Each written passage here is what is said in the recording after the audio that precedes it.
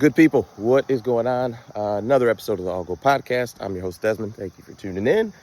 Let's get right to it. I think the Minnesota Vikings are potentially putting themselves in a very difficult position. As we all know, JJ McCarthy finished last game. He didn't play well. There was a lot of talk about it. And the day or two after the game that he finished, we saw him finish that game, he was listed on the injury report with an injury. I think it was an ankle injury, but that he is now going to be out from 2 to 4 weeks.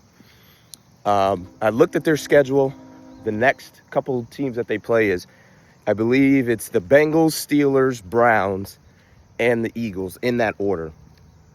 So Carson Wentz is going to come in and he's the backup quarterback. He's going to play. What if Carson Wentz just plays okay? I'm not saying he's going to play out of his mind and go back to, the MVP level play he had when he was with the Eagles long ago. What if he's just solid? A good 220, yards per game, doesn't throw a bunch of touchdowns, doesn't fumble the ball, uses his legs a little bit. And let's say JJ misses the full 4 games, or let's just say 3 games. That makes it even more of a difficult situation, right? The Vikings are 3-0 in the games that Carson Wentz starts. You play Philly next. What do? Right? Because the last football you saw JJ McCarthy play was not good football.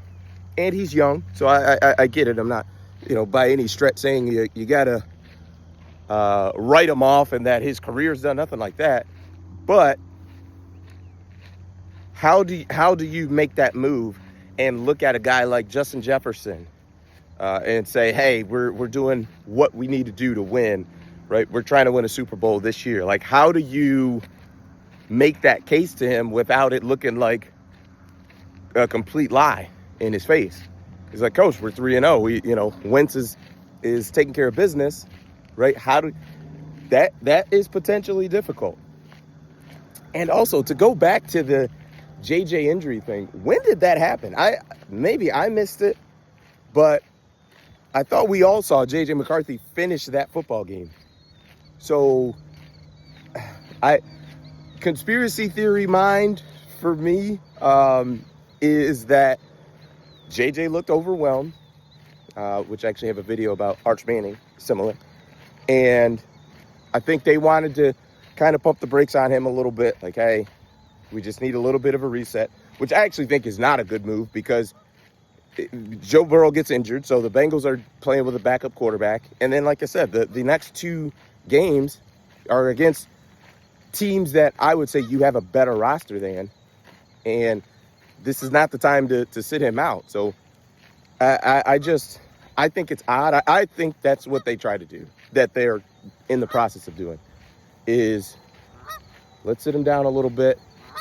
Let's have him relax, reset, and we'll be, we'll get him back in there in a few weeks. Like I said, I always think it's a bad idea when you mess with a young quarterback with pulling them in, pulling them out, putting them back in, yanking them. And it's always a bad idea. If you're going to go with a young quarterback, go with the young quarterback.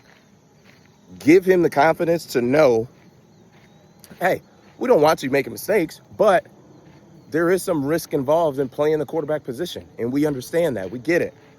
You're going to make some. We'll learn from them and move past it. Let's not make the same one again and again, but, we'll be fine. You're the guy. And I feel like with the Dolphins, and it has come out since then, but Flores was not a Tua fan, and they did that with him. Started him, pulled him after 3-4 games, put Fitzpatrick in, put Tua back in. It's just not a good experience. I don't know why teams do that as often as they do. But, we'll see what happens with the Vikings. Not quite sure. It might work out perfectly. It might work out terribly. But we shall see. But that is it for me. Appreciate it. Peace.